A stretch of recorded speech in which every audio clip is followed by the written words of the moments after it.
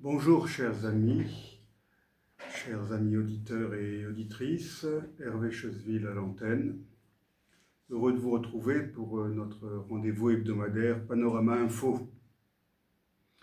Dans certains pays, il est arrivé que des officiers ou voire même des sous-officiers parviennent au pouvoir alors qu'ils savaient à peine lire ou écrire. Ayant moi-même longtemps vécu en Ouganda, j'ai bien sûr en mémoire le sanglant dictateur Idi Amin Dada, qui imposa un régime de terreur à ce malheureux pays entre 1971 et 1979.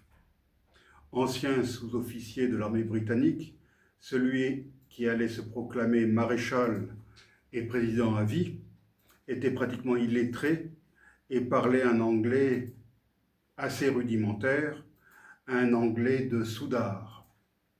Quelques années plus tard, un autre officier ougandais devint un éphémère chef d'État après un nouveau putsch militaire en 1985.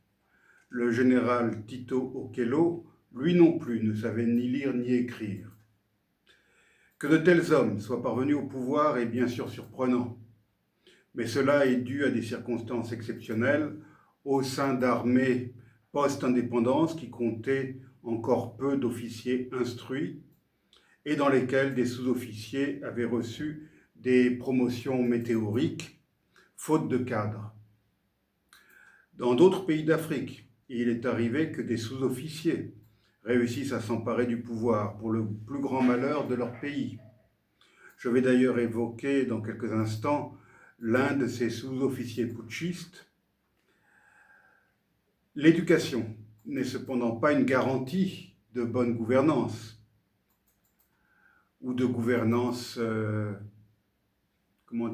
respectueuse des droits de l'homme.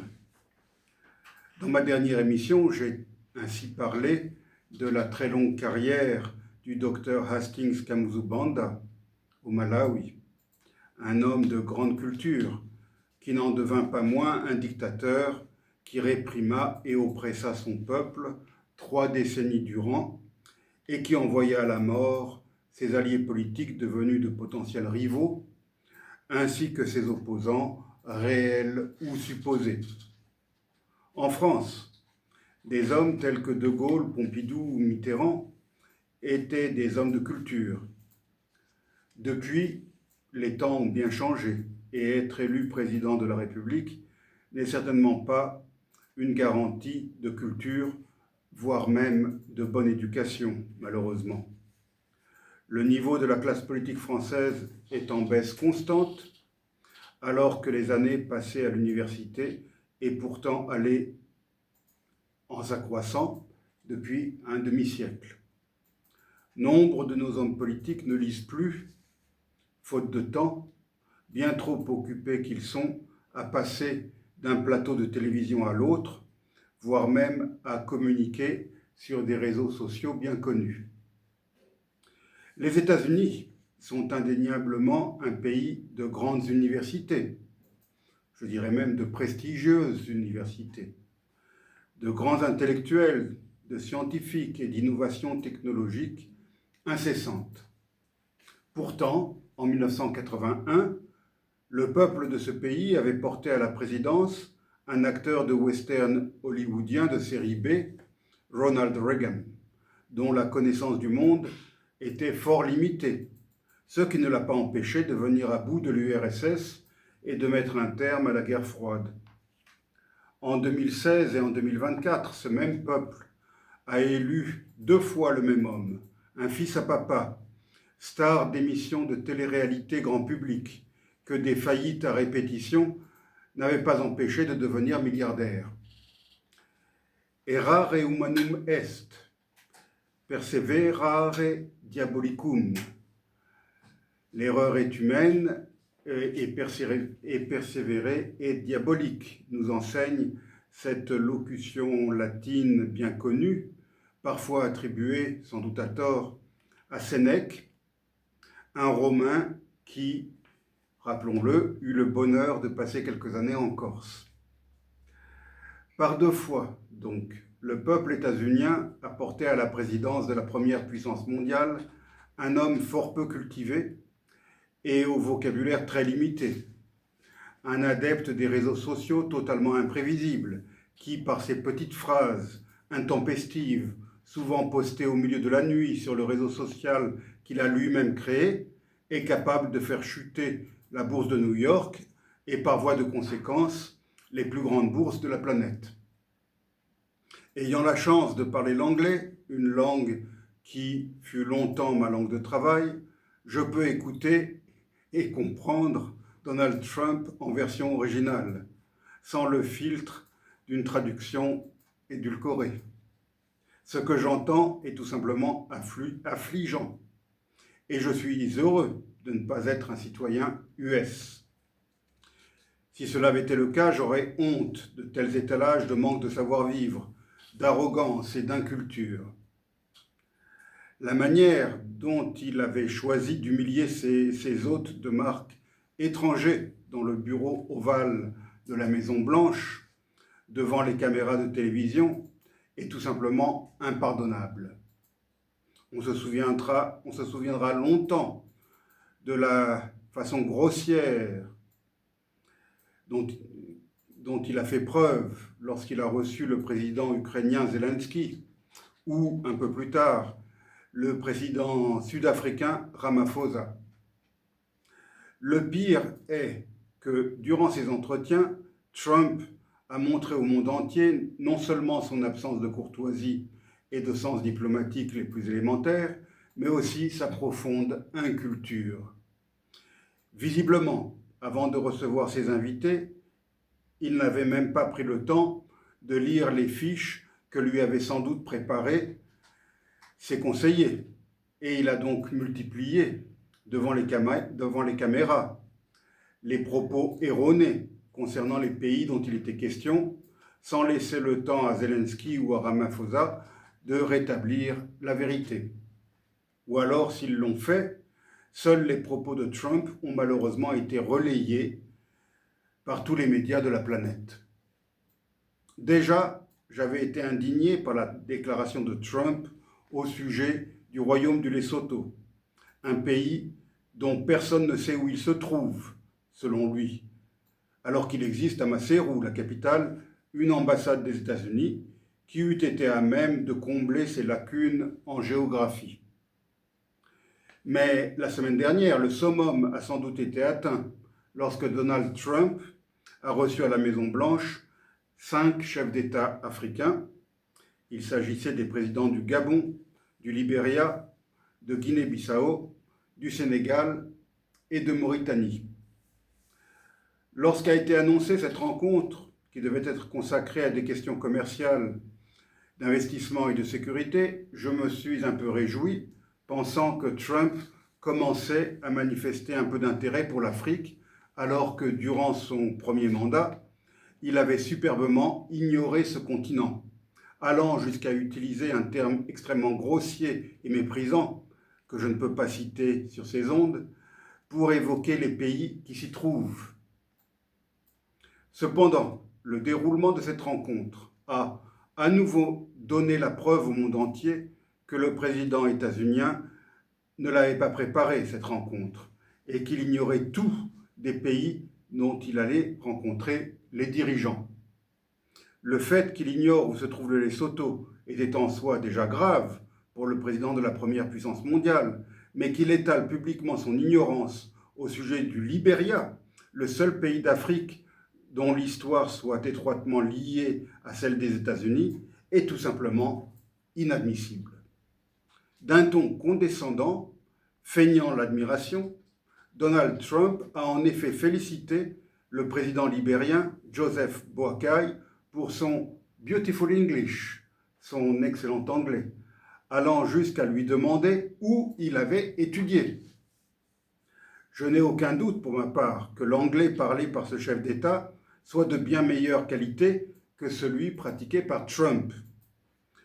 Ce dernier, en posant une telle question, a prouvé qu'il ignorait que la langue de son interlocuteur n'était autre que l'anglais et qu'un homme qui a étudié au College of West Africa de Monrovia et à l'Université du Liberia avant d'intégrer l'Université du Kansas aux États-Unis, dont il est sorti diplômé de l'Agence américaine pour le développement international.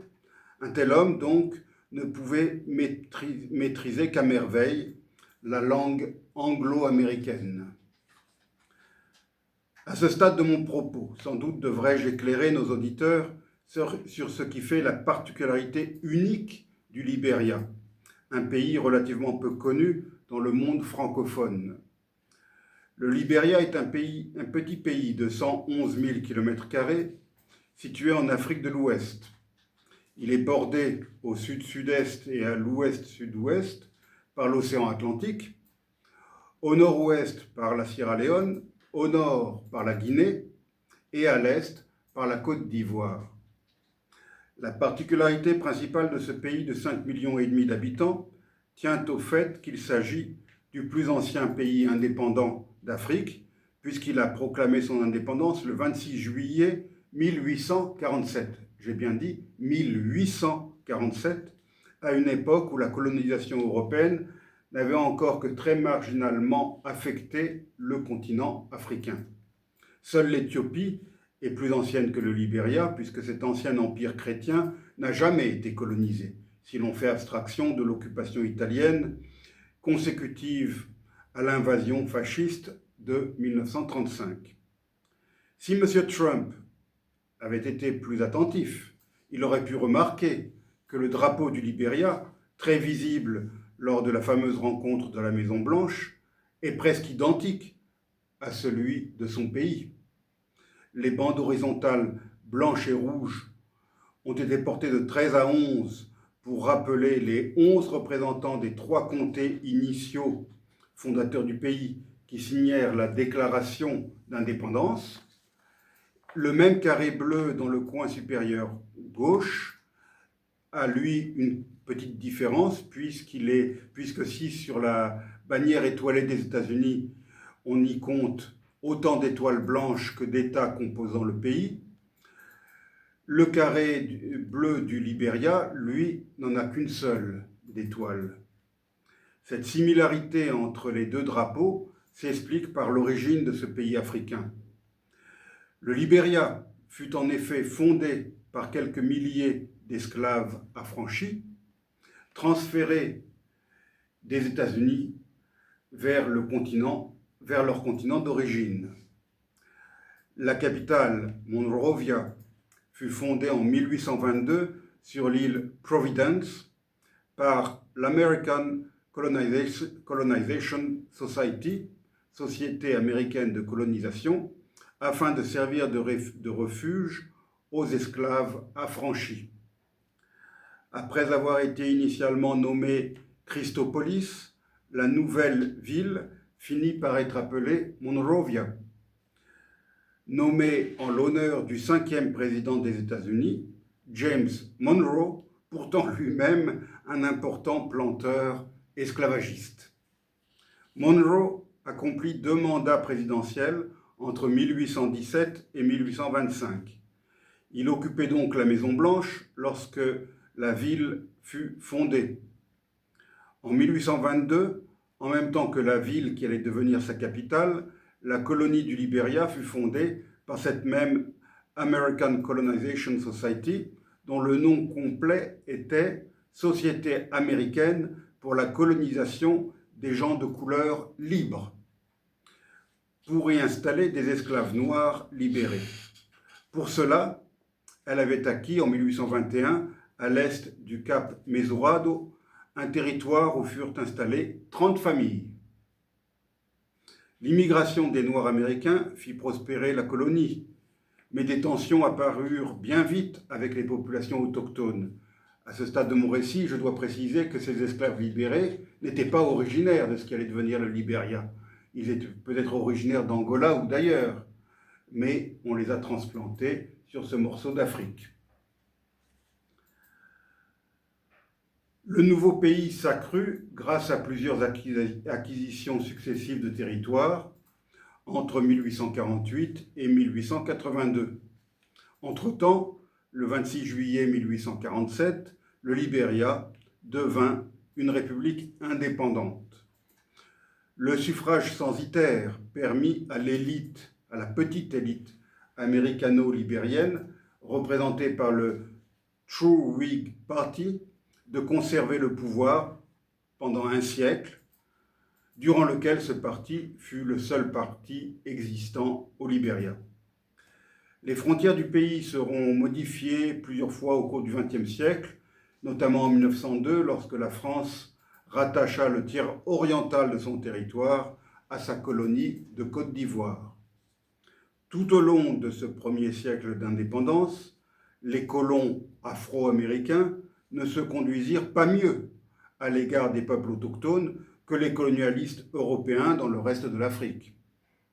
En 1931, la Société des Nations, l'ancêtre des Nations Unies, a d'ailleurs condamné les conditions de travail forcé imposées aux autochtones par les américano-libériens pour le compte de multinationales de l'industrie du caoutchouc. En 1960, le Libéria entra dans une période de 20 années de prospérité grâce à des concessions offertes à des multinationales étrangères, principalement états-uniennes et allemandes, pour l'exploitation des gisements de minerais de fer se trouvant dans le pays. En 1971, William Richard Tolbert, vice-président depuis 1951, accéda à la présidence à la mort du président Tubman. La politique économique que mena ce pasteur baptiste accrut encore davantage le clivage entre américano-libériens et autochtones, pourtant très majoritaires, puisqu'ils formaient, et ils forment encore, environ 95% de la population totale du pays. Le règne sans partage de la petite élite américano-libérienne sur le Libéria prit fin brutalement le 12 avril 1980, lorsque le gouvernement du True Whig Party fut renversé par un coup d'État militaire mené par Samuel Doe, un sergent-chef autochtone. Le président Tolbert fut massacré dans son lit. Plusieurs de ses ministres furent exécutés sommairement durant ce coup d'État. C'est donc par la force et dans le sang que le Samuel Doe devint le premier président autochtone à devenir chef de l'État depuis l'indépendance du pays en 1847. Pour se maintenir au pouvoir, Doe instaura un régime dictatorial. En 1989, une rébellion éclata, une rébellion qui plongea le pays dans la guerre civile. En 1990, une faction de cette rébellion, dirigée par un dénommé Prince Johnson, réussit à capturer le président Doe et le tortura longtemps avant de l'assassiner, le tout étant filmé. Entre 1989 et 1997, la guerre civile a coûté la vie à près de 150 000 personnes, des civils pour la plupart, et provoqué un effondrement total de l'État libérien. En 1997, à l'issue d'un processus de paix, le principal chef de la rébellion, Charles Taylor, fut élu président de la République. Son slogan, durant la campagne électorale qui a précédé l'élection, est resté célèbre. Je le cite. « Il a tué ma mère, il a tué mon père, je vais voter pour lui », signifiant ainsi son intention, en cas d'échec, de remettre le pays à feu et à sang. En 1998, les forces de maintien de la paix ouest-africaine quittèrent le Libéria et la deuxième guerre civile libérienne commença quelques mois plus tard.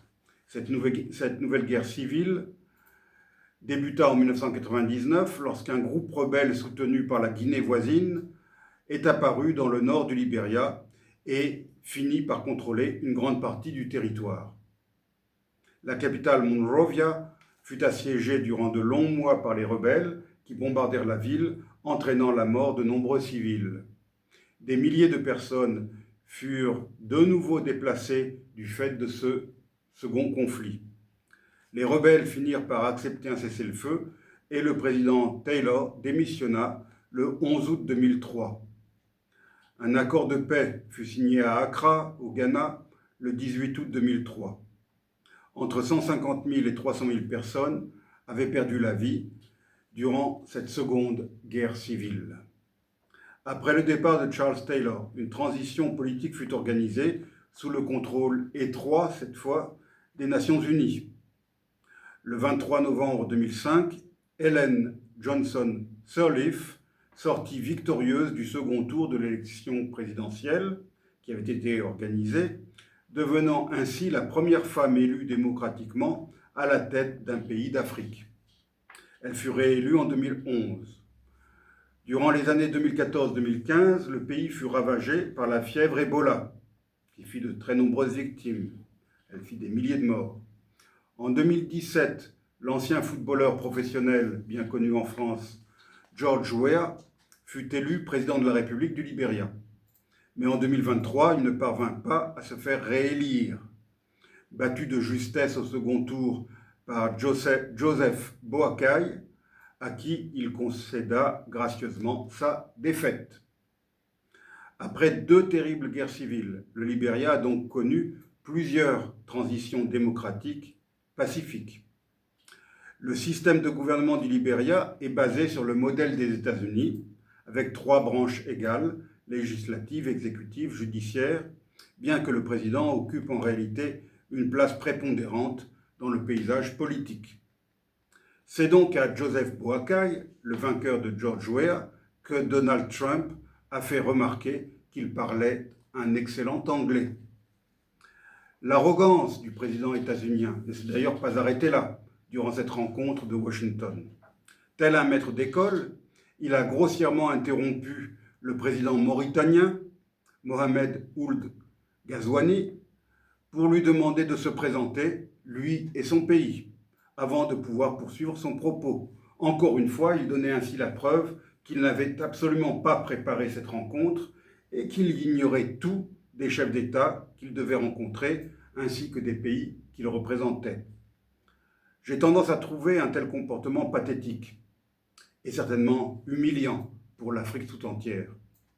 L'Ukraine et les pays de l'Union européenne ont eu eux aussi à subir la condescendance et l'arrogance du président états-unien. Fort heureusement, le mandat présidentiel aux États-Unis est très court, 4 années seulement. Plus que 3 ans et demi de patience, serais-je tenté d'ajouter. D'ici là, il faut espérer que les États-Unis, sous la direction d'un président aussi imprévisible et ignorant, n'auront pas trop mis à mal l'ordre du monde et les relations internationales. Face à une Russie plus impérialiste et militariste que jamais, face à une Chine qui ne dissimule plus ses ambitions hégémoniques, il convient de rêver qu'un gentleman cultivé et au fait des affaires du monde entre à la Maison-Blanche en janvier 2029. Ce jour-là, nous serons nombreux, je pense, à pousser un grand ouf de soulagement. C'est sur ces quelques paroles d'espoir que je vous dis, chers amis auditeurs et auditrices, à la semaine prochaine.